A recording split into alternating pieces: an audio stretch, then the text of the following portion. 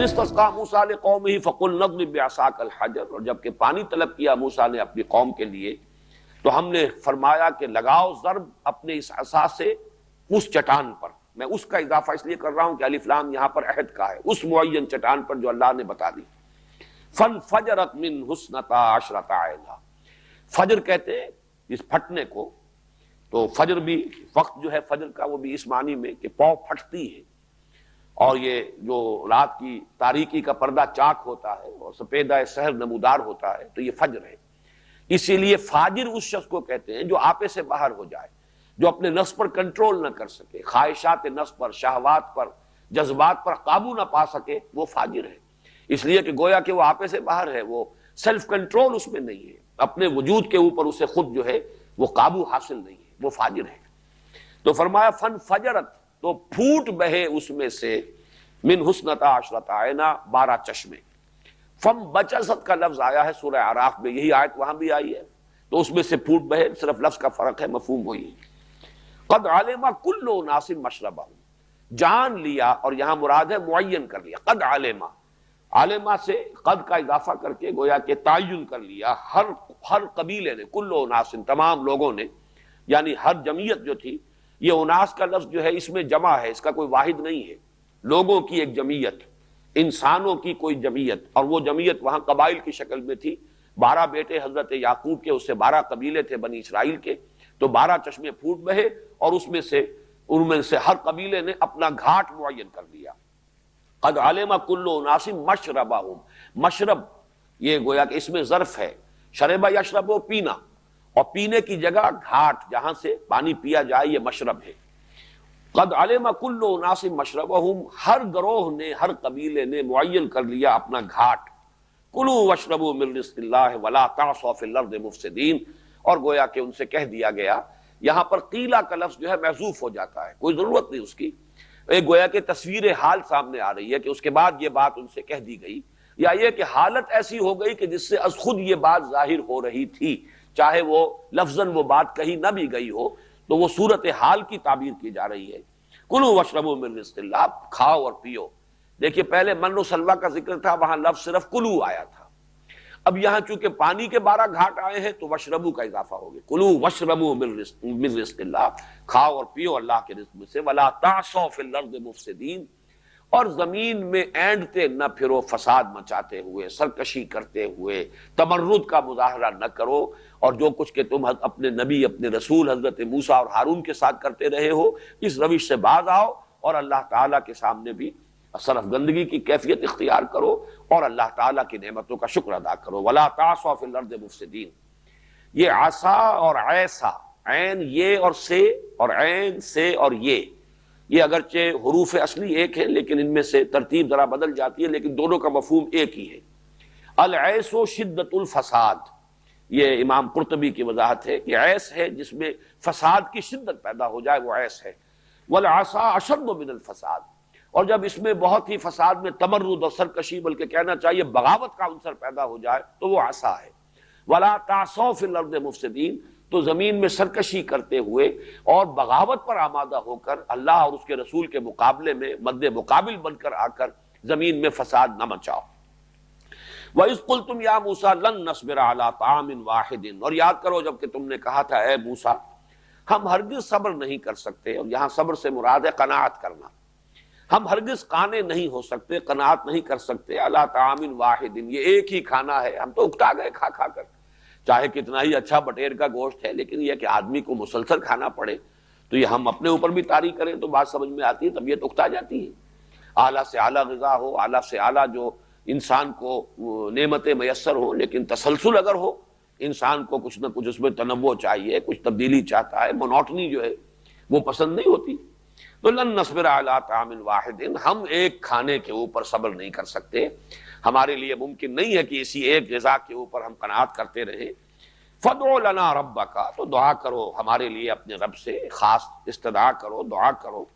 یخرج لنا مما تنبت الارض من بقلها وقثائها وفومها وعدسها وبصلها، ہمارے لیے دعا کرو اپنے رب سے کہ وہ نکالے، یخرج لنا، ہمارے لیے نکالے، مما تنبت الارض، وہ چیزیں جو اگاتی ہے زمین، زمین سے جو مختلف چیزیں پیدا ہوتی ہیں، یہ تو آسمان ہی سے، فضا ہی سے یہ من گر گیا، اور فضا ہی سے یہ سلوا جو ہے، یہ بٹیر جو ہے اس کے جھنڈ آ گئے۔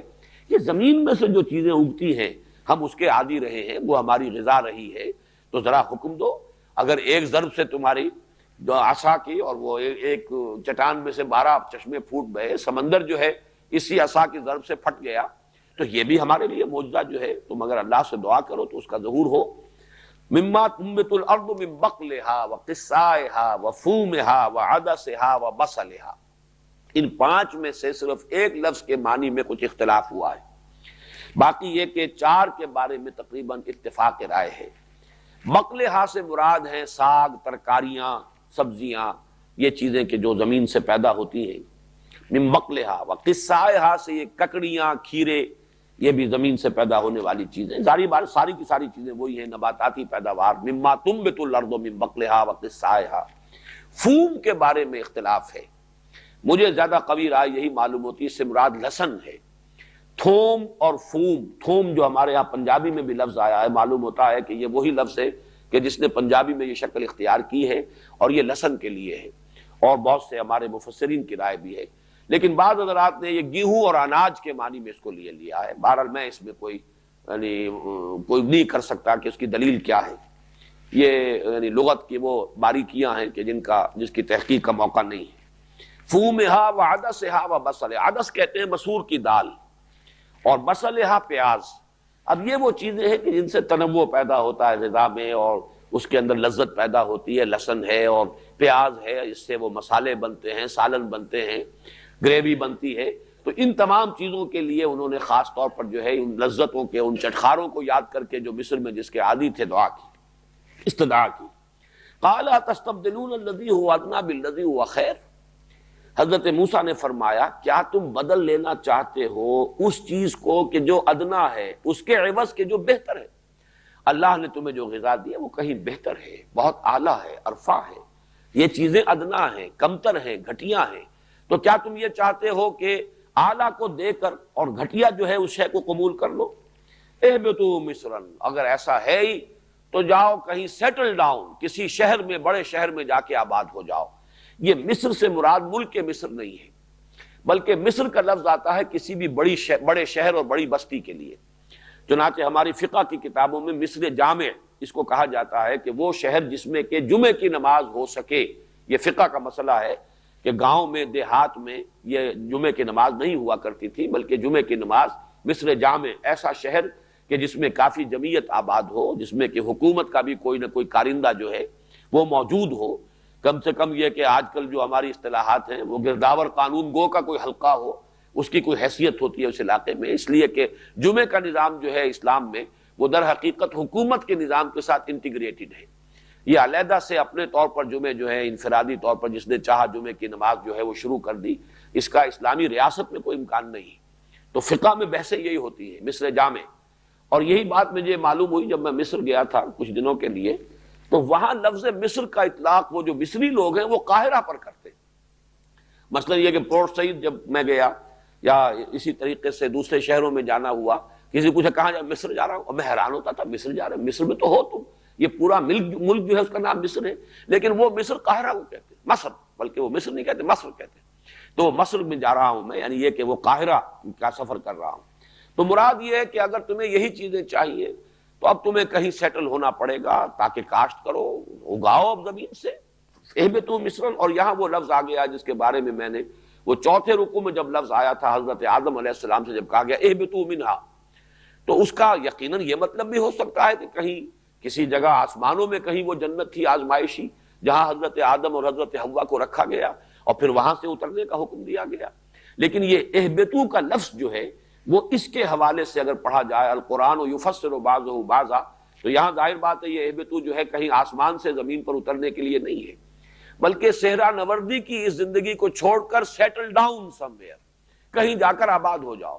اس لیے کہ صحرا نوردی میں تو قافلے ہیں، آج یہاں کل وہاں، آج یہاں پڑھاؤ کل وہاں پڑھاؤ، لیکن اگر تمہیں واقعتاً انہی چیزوں کی طلب ہے اور اتنی شدید طلب ہے تو پھر سیٹل ڈاؤن سم ویئر، کسی شہر کے اندر، کسی بستی میں آباد ہو جاؤ۔ فَإِنَّ لَكُمْ مَا سَأَلْتُمْ، تو تمہیں مل جائے گا جو کچھ کہ تم نے مانگا، جو تم چاہتے ہو پھر تمہیں اسی طریقے سے ملے گا۔ یہ موجزانہ طور پر یہ چیزیں تمہیں عطا نہیں کی جائیں گی. موجزانہ طور پر وہ چیزیں دی گئیں جو بالکل ناگزیر تھی. جہاں کھانے کے لیے کچھ نہیں تھا تمہارے لیے من و سلوہ کر دیا گیا. اب وہ ضرورت پوری ہو گئی ہے. اب اگر اس پر تم صبر نہیں کر رہے ہو تو پھر اس کے لیے جو بھی تمہارے طریقے ہیں، دنیا کے جو عام مادی ذرائع ہیں، اس کے مطابق کاشتکاری کرو اور حاصل کرو. تمہارے لیے پانی بہرحال ایک ضرورت تھی اور کوئی اور ذریعہ نہیں تھا. اللہ تعالیٰ نے معجزے کے ذریعے سے 12 چشمے تمہیں عطا کر دیے. لیکن یہ ہے کہ اب اگر تم اس پر ان کی ناقدری کرتے ہو تو پھر جو ہے، جو دنیا کا معمول ہے، جو اس کے قواعد ہیں، جو طبی قواعد ہیں، ان کے تحت کوشش کرو. اس کے بعد اب وہ آیت کے الفاظ آ گئے ہیں جس کے بارے میں نے کل عرض کیا تھا کہ ان 2 رکوعوں میں نہ صرف یہ کہ اللہ تعالیٰ نے وہ فرد جرم جو ہے ان واقعات کے حوالے سے عائد کی ہے بنی اسرائیل پر، بلکہ فیصلہ بھی سنا دیا ہے. یہ ان منیچر گویا کہ ان 2 رکوعوں میں وہ پوری فرد جو ہے فرد جرم مکمل ہو جاتی ہے. 9.25 رکوعوں میں پھر ابھی ان کی تفاصیل بھی آئیں گی، کچھ اور اضافی واقعات بھی آئیں گے. اور ایک اور فرق بھی ہے کہ ان 2 رکوعوں میں زیادہ تر واقعات کا بیان ہے. اعتقادی گمراہیاں، ان کے فکر و نظر میں جو کجی پیدا ہوئی، وہ آگے چلے گی بات، اور وہ 8ویں رکوع سے اس کا سلسلہ شروع ہوگا. اگرچہ کچھ واقعات بھی آئیں گے لیکن زیادہ اب آئیں گے اعتقادی، جو ان کے اندر جو گمراہیاں پیدا ہوئیں، انہوں نے فکری اور نظری طور پر جو ٹھوکریں کھائی ہیں، ان کا ذکر آگے آئے گا زیادہ. اس اعتبار سے وہ ہمارے لیے زیادہ اہم حصہ ہوگا، اس لیے کہ وہی چیزیں جو ہمارے ہاں بھی پیدا ہوئی ہیں.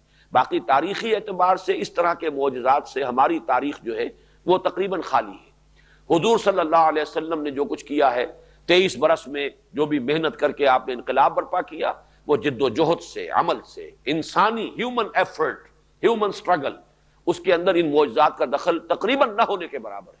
کوئی من و سلوہ نازل نہیں ہوا، حالانکہ 3 برس تک حضور صلی اللہ علیہ وسلم اور بنو ہاشم جو ہیں وہ محصور رہے ہیں اس شیب بنی ہاشم کے اندر، اور فاقوں کی انتہائی شدت جو ہے وہ بھی آئی ہے. من و سلوہ نازل نہیں ہوا، اس لیے کہ حضور صلی اللہ علیہ وسلم پر جو تکمیل ہوئی ہے نبوت و رسالت کی، اس کا ایک مظہر یہ بھی ہے کہ انسانیت کا مقام جو ظاہر ہوا ہے وہ حضور صلی اللہ علیہ وسلم کی سیرت مطہرہ کے ذریعے، کہ انسان میں اللہ نے کیا کچھ رکھا ہوا ہے، انسانی جد و جہد، ہیومن سٹرگل سے کیا کچھ اچیو کیا جا سکتا ہے. وہ جو اقبال نے کہا ہے کہ فکر انسان پر تیری ہستی سے یہ روشن ہوا ہے، پرے مرغ تخیل کی رسائی تاک ہو جا. تو واقعہ یہ ہے کہ حضور صلی اللہ علیہ وسلم پر اس شعر کا انطباق ہوگا اس اعتبار سے کہ حضور کی 23 سالہ جو جد و جہد ہے اس کے ذریعے یہ ثابت ہوا ہے کہ ہیومن ایفرٹ، ہیومن سٹرگل، انسانی جد و جہد سے کیا کچھ اچیو کیا جا سکتا ہے. اس میں معجزات کا دخل نہ ہونے کے برابر. معجزات طلب کیے گئے اور کورا کورا جواب دیا گیا، قرآن مجید میں ایسے معجزے نہیں دکھائے جائیں گے. بس یہ معجزہ قرآن ہے، جس کو ماننا ہو اس کے ذریعے سے مانے، جو نہیں ماننا چاہتا ہے وہ دفع ہو. اللہ تعالیٰ کو کسی کی احتیاج نہیں ہے. اللہ تعالیٰ نے حق کو واضح کیا بیان کر دیا اس قرآن کے اندر. بہرحال وہ آیت جو ہے آ رہی ہے، آیت کا وہ ٹکڑا بلکہ پوری آیت نہیں. وَضُرِبَتْ عَلَيْهِمُ الذِّلَّةُ وَالْمَسْكَنَةُ وَبَاءُوا بِغَضَبٍ مِّنَ اللَّهِ. ضُرِبَتْ عَلَيْهِمْ، ان پر دے ماری گئی. یہ دے مارا جانا جو ہے، ضربہ علی، کسی شے کا کسی پر تھوپ دیا جانا. جیسے کبھی بچپن میں ہم نے تو دیکھا تھا، عورتیں جب اپلے بناتی تھیں تو اپلوں کو تھوپتی تھی، وہ زور سے مارنا دیوار پر تاکہ وہ چمٹ جائیں اس کے ساتھ. اسی طریقے سے گیلی مٹی ہے، اس کو بھی اگر لیپنے پوتنے کے لیے استعمال کرنا ہے تو پہلے اس کو زور کے ساتھ دیوار پر مارا جاتا ہے تاکہ وہ اس کے ساتھ اس کی ایک جو ہے اس کا تعلق قائم ہو جائے، پھر جو ہے اس کو پھیلایا جاتا ہے. تو اسی اعتبار سے لفظ لایا گیا ضربت علیہم الذلہ، ان پر ذلت مسلط کر دی گئی، دے ماری گئی ان پر ذلت. والمسکنہ، اور مسکنت، مسکنت کا لفظ جو ہے وہ آتا ہے کم ہمتی کے لیے. مسکین کہتے ہیں اس شخص کو، جیسے کہ آپ کہتے ہیں نیورستھینیا کا مریض ہے کوئی شخص، دیکھنے میں بڑا ہٹا کٹا ہے، جوان ہے، لہیم شہیم ہے، لیکن اعصابی کمزوری ہے کہ جنبش نہیں کر پا رہا، ہمت نہیں ہے، حرکت نہیں کر سکتا، اعصابی کمزوری. اسی طرح مسکنت کا مفہوم ہے کہ کم ہمتی انسان میں پیدا ہو جائے. وَبَاءُوا بِغَضَبٍ مِّنَ اللَّهِ، باؤ آتا ہے لوٹنے کے لیے. جیسے باؤ آبا یعوبو ہے، اسی طریقے سے حروف اصلی وہی ہے، ترتیب بدلی ہوئی ہے. لوٹنا، پلٹنا، وہ اللہ کا غضب لے کر لوٹے، یعنی مستحق ہوئے اللہ کے غضب کے. یہ اب مغضوب علیہم قوم ہے، اللہ تعالیٰ نے اس قوم کو مغضوب علیہم قرار دیا ہے. ذالک بانہم کانوا یکفرون بآیات اللہ، یہ اس لیے کہ یہ لوگ اللہ کی آیات کا انکار کرتے رہے، اللہ تعالیٰ کی آیات کی ناقدری کرتے رہے، انکار کرتے رہے. وَيَقْتُلُونَ النَّبِيِّينَ بِغَيْرِ الْحَقِّ، اور ان انبیاء کو قتل کرتے رہے ناحق. ایک تو یہ کہ قتل نبی بہت بڑا جرم، پھر یہ کہ اس کے لیے جو ان کے مقدمات جس طور سے انہوں نے قائم کیے اس میں جو بھی یعنی ایک کامن سینس کے جو تقاضے وہ بھی پورے نہیں کیے، بلکہ گویا کہ بڑی دھاندلی کے ساتھ انہوں نے نبیوں کو قتل کیا ہے، جن میں سے خود تورات میں حضرت یسعیاہ نبی، حضرت یرمیاہ نبی، حضرت زکریا نبی اور حضرت یحییٰ، ان کے قتل کا ذکر موجود ہے۔ قرآن مجید میں صرف حضرت یحییٰ کا ذکر موجود ہے کہ انہیں قتل کیا گیا۔ حضرت عیسیٰ علیہ السلام کو چونکہ وہ رسول تھے، یہ سارے نبی ہیں، لیکن حضرت عیسیٰ رسولا الی بنی اسرائیل، تو انہوں نے تو قتل کرنا جو ہے اس کا اپنی حد تک پورا جو ہے انہوں نے کر لیا، لیکن یہ کہ اللہ تعالیٰ نے انہیں بچایا اور انہیں زندہ آسمان پر اٹھایا، یہ اللہ تعالیٰ کا معاملہ ہے۔ لیکن ان کے جو جرائم کی فہرست میں گویا کہ یہ قتل انبیاء میں پھر سب سے اونچا جو اور سب سے گھناؤنا معاملہ آئے گا وہ حضرت یحییٰ اور حضرت عیسیٰ کا علیہ السلام۔ یقتلون النبیین بغیر الحق، چنانچہ یہ بھی مولانا عبد الماجد دریابادی کی تفسیر میں دیکھ رہا تھا کہ کچھ محققین، دو وکلاء، ایک پیرس کے اور ایک کوئی لندن کے، ایک انگریز اور ایک فرانسیسی، انہوں نے بڑی محنت کی ہے، انہوں نے وہ سارے جو مقدمہ قائم کیا گیا تھا حضرت مسیح علیہ السلام پر یہودیوں نے، اور رومنز کی وہ عدالت تھی، اس لیے کہ رومی تھے اصل میں حکمران وہاں، یہودیوں کو اس وقت جو ہے وہ ایک اٹانومی حاصل تھی، لیکن یہ کہ اصل حکومت جو ہے وہ رومیوں کی تھی۔ پائلاٹس پونٹس جو ہے وہ گورنر تھا اس وقت، جس کے ذریعے سے پھر انہوں نے حضرت عیسیٰ علیہ السلام کے لیے سولی پر چڑھائے جانے کی سزا جو ہے حاصل کی۔ اس پورے مقدمے کا ریکارڈ اور اس کی تفاصیل انہوں نے بحث کر کے اور پھر یہ ثابت کیا ہے کہ کس قدر دھاندلی کے ساتھ، کس قدر جھوٹ انہوں نے بولے اور کس طریقے سے کہ قانون کے اور کامن سینس کے اور فیئر ڈیلنگ کے تمام تقاضوں کو رونتے ہوئے انہوں نے تلے ہوئے تھے کہ ہر صورت میں مسیح کو تو سولی پر چڑھوانا ہی ہے۔ تو اس کی تفصیل بھی، یہ تمام چیزیں جو ہیں ظاہر بات ہے میرے مطالعے کے دائرے میں نہیں ہے، میں اسی لیے آپ کو صرف حوالہ دے رہا ہوں کہ جو حضرات حوالوں کے خواہش مند ہو وہ مولانا عبد الماجد دریابادی کی تفسیر سے رجوع کریں۔ ذالک بما عصوا وکانوا یعتدون، یہ اس لیے ہوا کہ انہوں نے نافرمانی کی روش اختیار کی اور وہ حد سے بڑھتے رہے۔ اعتداء کہتے ہیں وہ بھی حد سے بڑھ جانا، تعدی کرنا، اعتداء باب افتعال ہے، اور عصیان معصیت نافرمانی۔ اب میں ایک بات جو عرض کرنا چاہتا ہوں، وقت بہت تھوڑا سا ہے، وہ دوسری آیت بھی لگا دو جو سورہ آل عمران کی ہے۔ سورہ بقرہ اور سورہ آل عمران کے بارے میں یہ بات میں شروع میں عرض کر چکا ہوں کہ یہ آپس میں بہنیں ہیں، جوڑے کی حیثیت رکھتی ہیں، اور یہ جو مضمون ہے جو یہاں اس آخری جو ٹکڑا ہے، اس آج کے ہمارے درس کی آخری آیت کا ایک ٹکڑا ہے، یہ پوری آیت نہیں ہے۔ یہ مضمون زیادہ شرح و بسط کے ساتھ نکھر کر اور مزید تفصیل کے ساتھ آیا ہے سورہ آل عمران میں۔ یہ آیت نمبر 112 ہے سورہ آل عمران کی۔ فرمایا ضربت علیہم الذلۃ، یہ تو الفاظ جو کہ تو وہی ہے کہ جو یہاں بھی ہے، ضربت علیہم الذلۃ والمسکنۃ، وہ مسکنہ یہاں بعد میں آئے گا۔